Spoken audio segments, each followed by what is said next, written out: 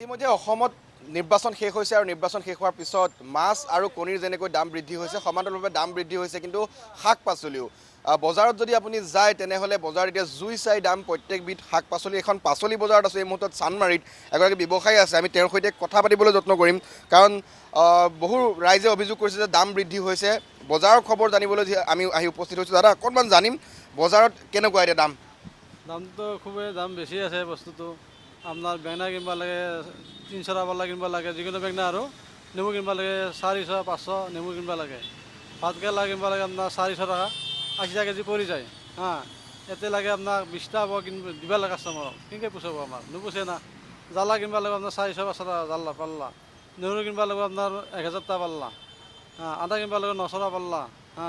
এনেকুৱা চলি আছে আৰু আপনাৰ এই তিয়হ কিনবা লাগে আপনাৰ 200 টাকা পাল্লা আৰু আপোনাৰ এইটো বিলাহীটো কিনবা লাগে 200 টাকা পাল্লা কিনবা লাগিব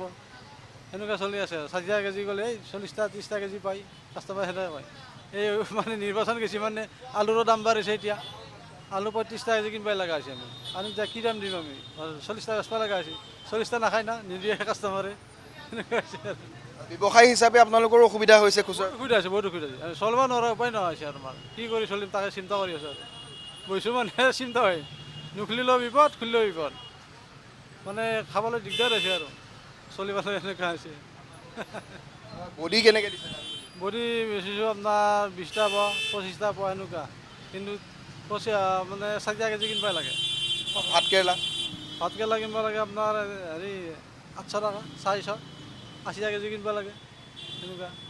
পটলো কিনবা লাগে আপোনাৰ 200 টাকা পাল্লা 220 প্ৰত্যেকবিধ পাচলিৰ দাম বাঢ়িছে চবৰে দাম বাঢ়িছে অকল এইটো বুলি নহয় চব বস্তুৰে জলকীয়াৰ পৰা নেমুৰ পৰা শাকৰ পৰা চবৰে দাম বাঢ়িছে এনেকুৱা গ্ৰাহকে নিশ্চয় আপোনালোকক এনে নিদিয়ে আৰু আমাৰ ৰৈ যায় মালবিলাক কাষ্টমাৰ কয় মোক তোমাৰ দাম বেছি আৰু এই বজাৰৰ পৰা আমাক সামগ্ৰিক তথ্য জনালে পুলক মহন্ত আপোনাক ধন্যবাদ জনাইছোঁ এনেদৰে অস্বাভাৱিক হাৰত বৃদ্ধি পাইছে মাছ মাংস কণীৰ দাম পুনৰবাৰ